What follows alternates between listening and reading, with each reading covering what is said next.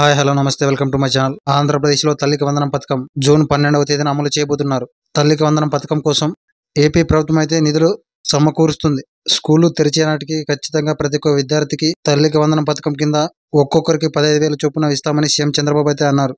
అయితే ఈ పథకం కింద డబ్బులు రావాలంటే ఖచ్చితంగా మీరు ఈ అర్హతలు కలిగి ఉండాలని ఆయన అన్నారు.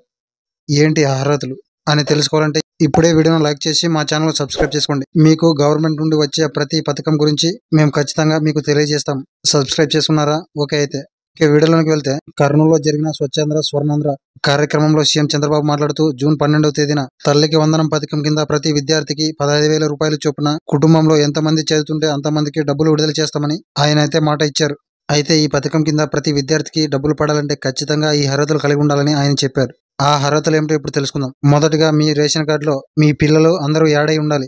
అలాగే మీ హౌస్ హోల్డ్ మ్యాపింగ్ లో అందరూ యాడ్ అయి ఉండాలి.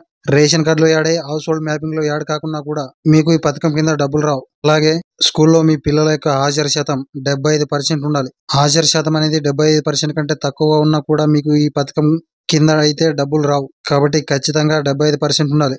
అలాగే మీ ఇంటి యొక్క కరెంట్ బిల్ 300 యూనిట్ల కంటే తక్కువగానే ఉండాలి. అలాగే మీ కుటుంబంలో ఎవరికి కూడా 4 వీలర్స్ బండి కలిగి ఉండకూడదు. అలాగే మీ కుటుంబంలో ఎవరికి కూడా గవర్నమెంట్ ఉద్యోగం కలిగి ఉండకూడదు.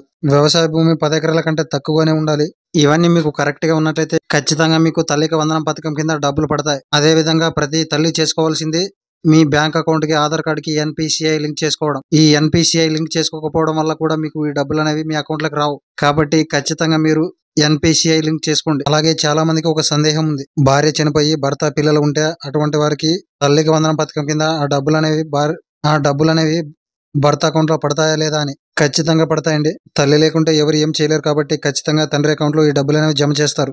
మీ కుటుంబంలో ఎంతమంది పిల్లలు చదువుతున్నా, ఒకరు చదివితే 15,000 రూపాయలు, ఇద్దరు చదివితే 30,000 రూపాయలు, ముగ్గురు చదివితే 45,000 రూపాయలు, నలుగురు చదివితే 60,000 రూపాయలు ఇలా మీ అకౌంట్ లో జమ చేస్తారు. ఈ డబ్బులు పడాలంటే ఖచ్చితంగా మీరు పై అర్హతలన్నీ కలిగి ఉండాల్సిందే.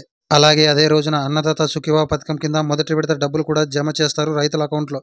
అలాగే అదే రోజు స్పౌజ్ పెన్షన్లు కూడా మంజూరు చేస్తారు. ఈ తల్లికి వందనం పథకం గురించి మీకు ఇంకా ఏమైనా డౌట్స్ ఉంటే మాకు కింద కామెంట్ లో తెలియజేయండి. మేము ఖచ్చితంగా రిప్లై ఇస్తాం. అలాగే వీడియోని ఒక లైక్ చేసి మీ ఫ్రెండ్స్ అండ్ ఫ్యామిలీకి వీడియోని షేర్ చేయండి. ఆ విధంగా షేర్ చేయడం ద్వారా వారు కూడా ఈ విషయాన్ని తెలుసుకుంటారు. కాబట్టి ఖచ్చితంగా షేర్ చేయండి.